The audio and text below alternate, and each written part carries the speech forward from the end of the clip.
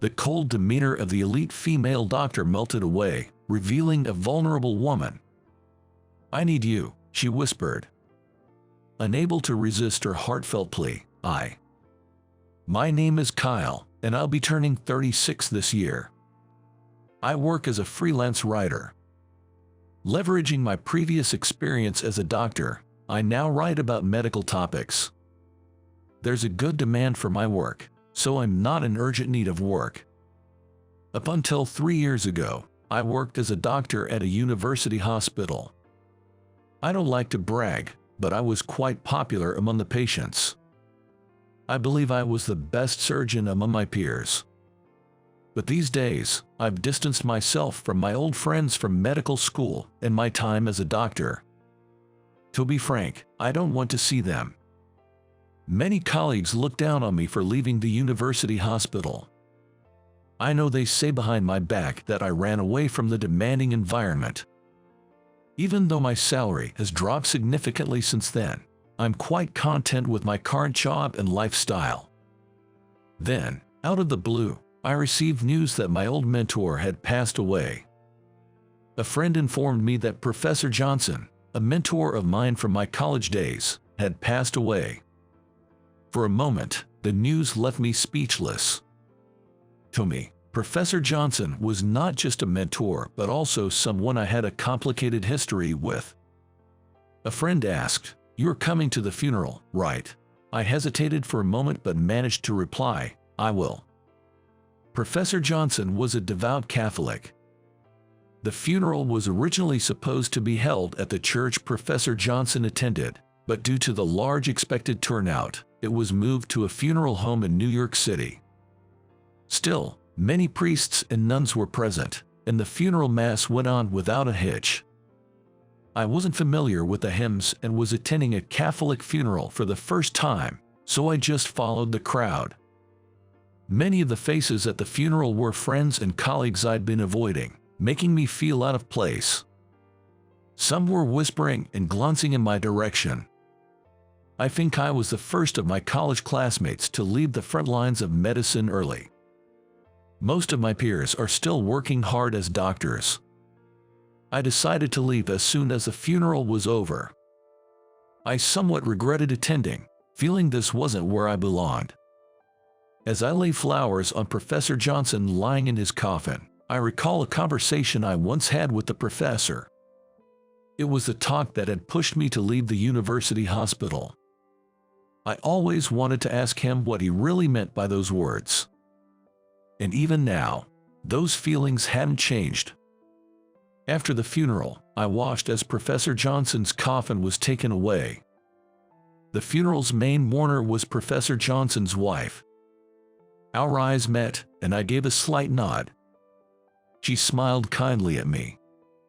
Suddenly, a voice behind me snapped, "Look, who finally showed up. The very man who betrayed Professor Johnson."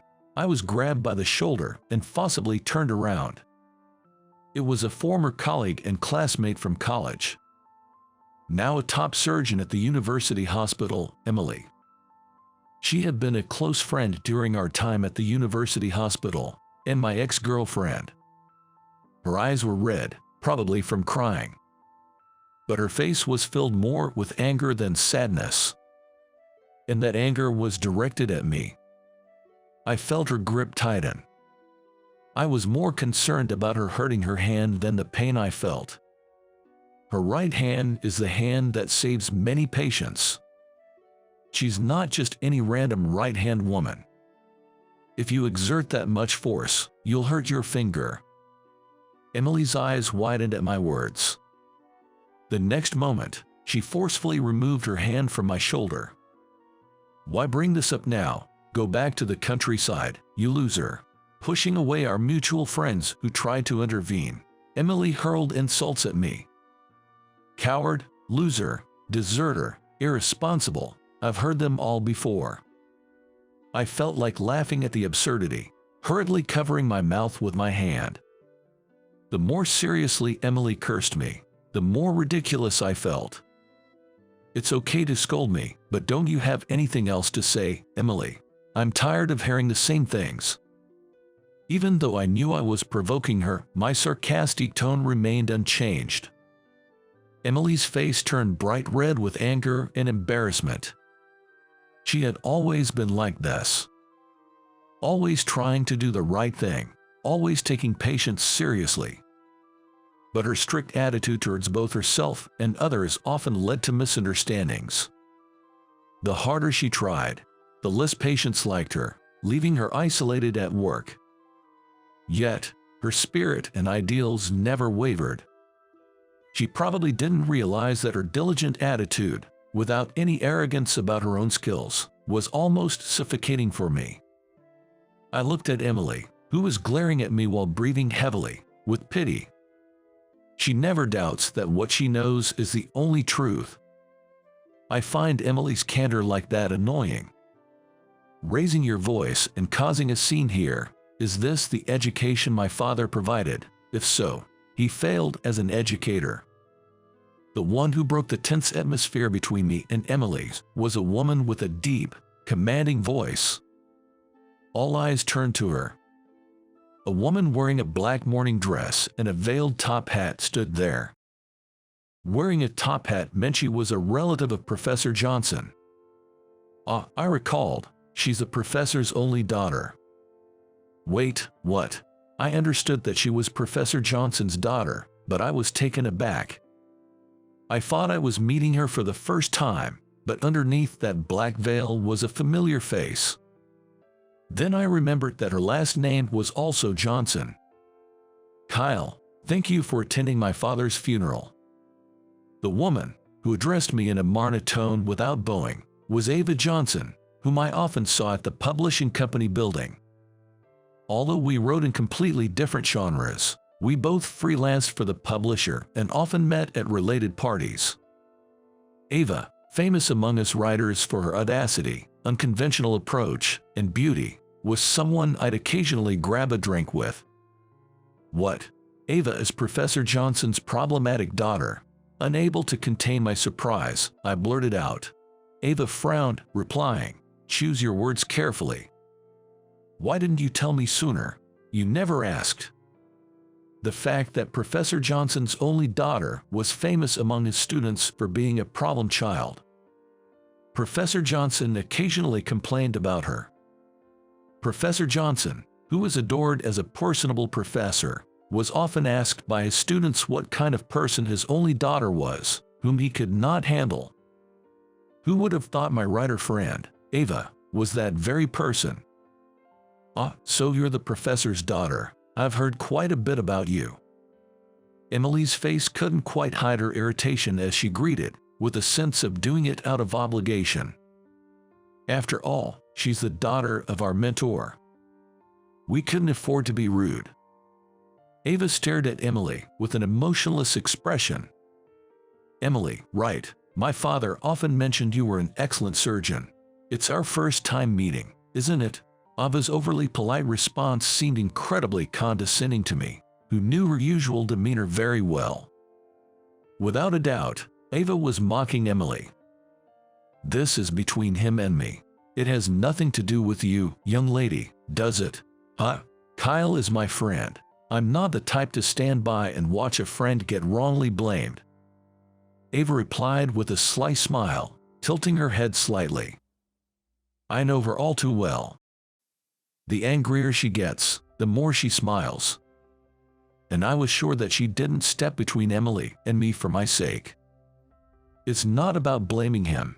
I just want Kyle to come back to the university hospital." Professor Johnson had always hoped for that too.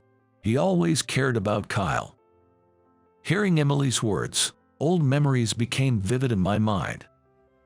It was back when I worked at the university hospital. Emily and I, once lovers, both strived and pushed forward in our careers as doctors, I believe. I took pride in my work. I have grown accustomed to being called doctor by my patients. Professor Johnson looked unusually downcast that day. His face was gloomy, devoid of his usual smile. Concerned, I asked, "Is everything all right?" Professor Johnson murmured, "It's about my daughter. She has both the ability and academic performance to become a doctor, but she's adamant about not taking the medical school entrance exam. He said she has a nightly battle with her mother, who tells her to apply to medical school. To be honest, I'm fine with either decision. I've even considered adopting a son-in-law, but she's against that idea too. What should I do? The Johnsons has been famous for being a family of doctors for generations. He choked on his words, saying that it would be a shame to end it in his generation. I can't understand what's so bad about becoming a doctor.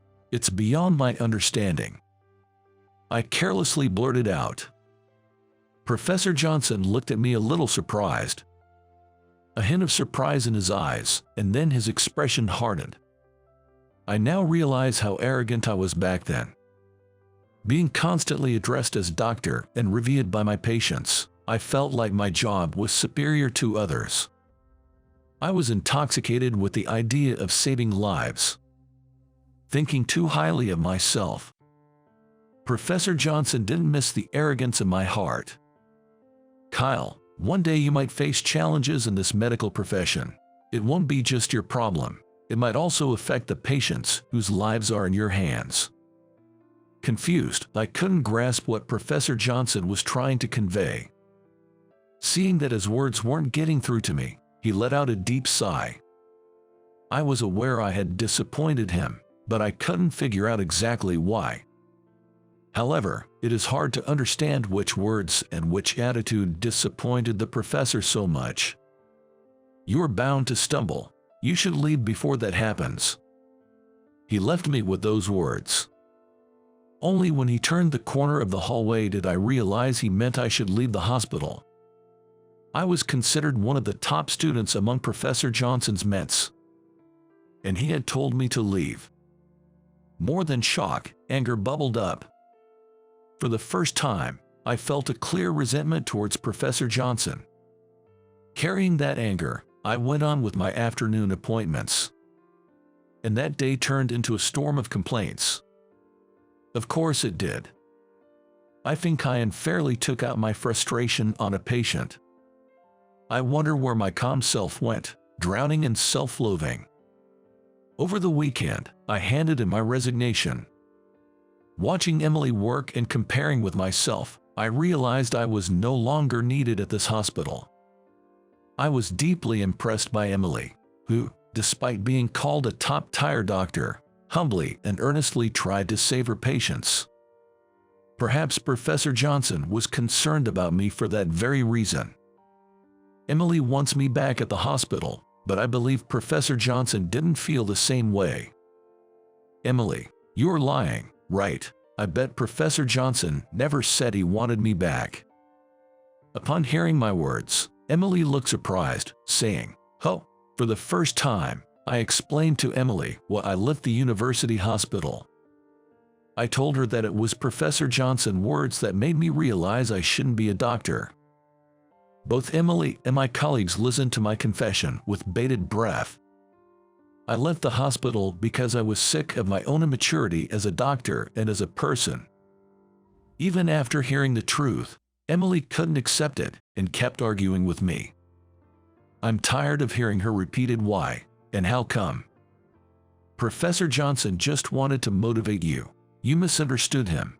Come back to the hospital. Let's start over, okay?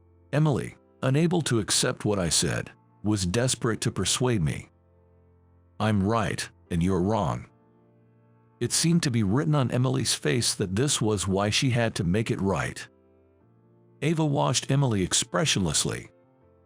Suddenly, Ava shifted her gaze from Emily to me. Our eyes met instantly. Ava smiled slyly when our eyes locked. We are students of Professor Johnson. Be proud and confident, Emily exclaimed, almost shouting. I get it. My father was a respectable doctor and professor, but he got sick and couldn't beat the disease. Ava's words took Emily by surprise. All the proud and brilliant students couldn't save my father. Ava threw those harsh words at Emily. Ava is trying to verbally overpower Emily. I've heard that when Professor Johnson collapsed, Emily was the one on duty that night. The person most regretful about not being able to save Professor Johnson's life was Emily herself. Emily bit her lower lip, to which Ava smiled faintly. "Your dedication and emergency treatment were admirable, but that's it. My father passed away." Faced with this brutal reality, Emily seemed to want to cover her ears. Her body was shaking slightly. "But he can't even do that," Ava said slowly, pointing at me. "If Professor Johnson had been brought in, could I have treated him? I'm sure I won't be able to stay calm. I might have panicked and run away." Feeling exposed, I was lost for words. I'm a coward. Still, that's why I'm scared of facing the medical field on my own.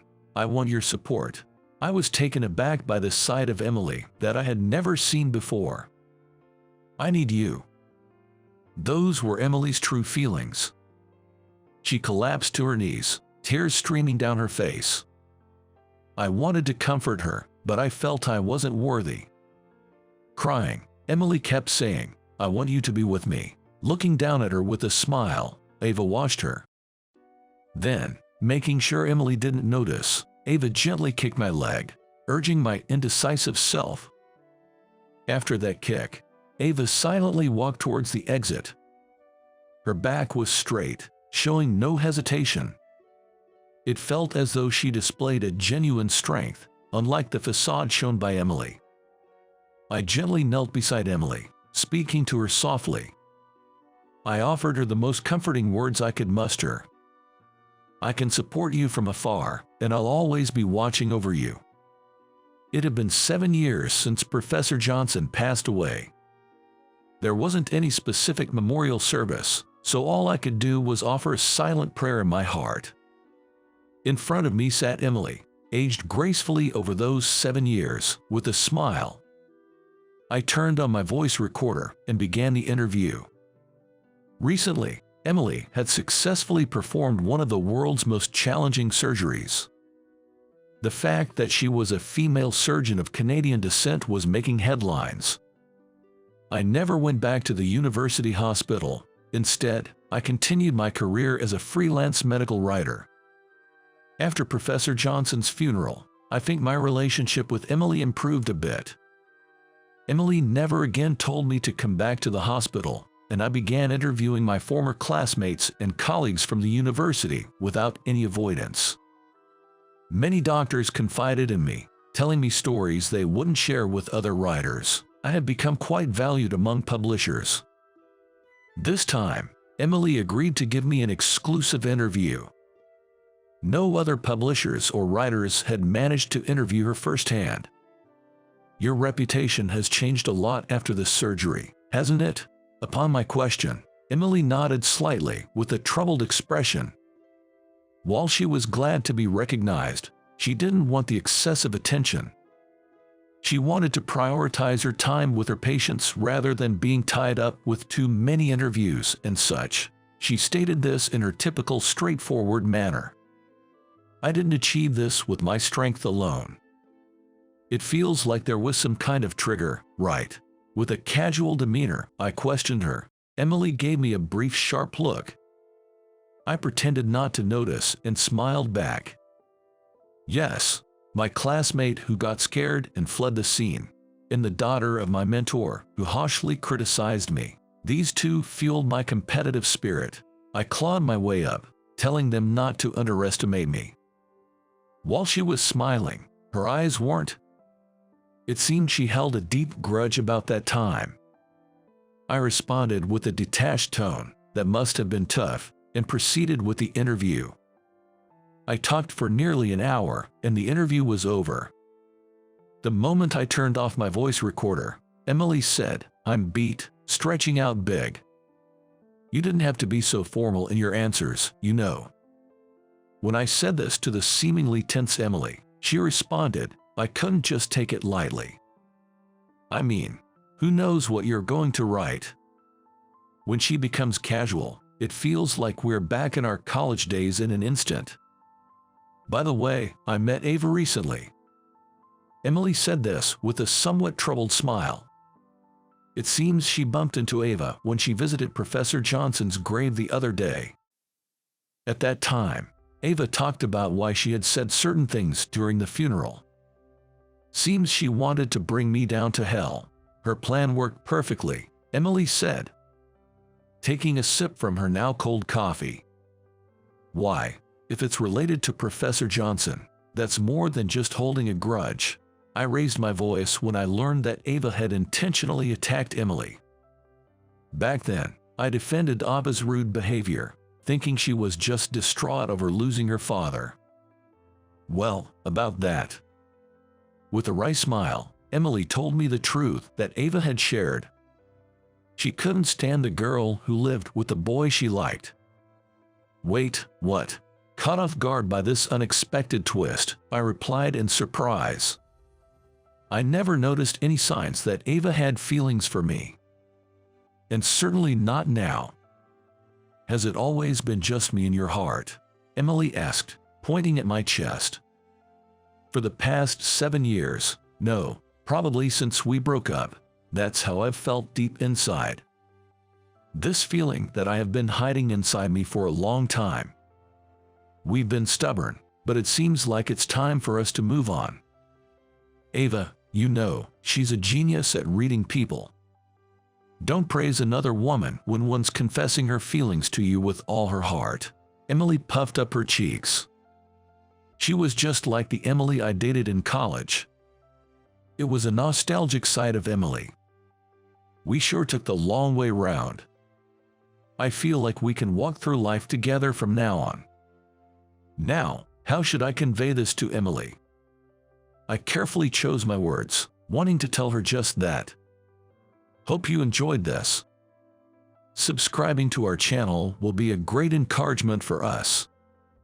See you in the next video.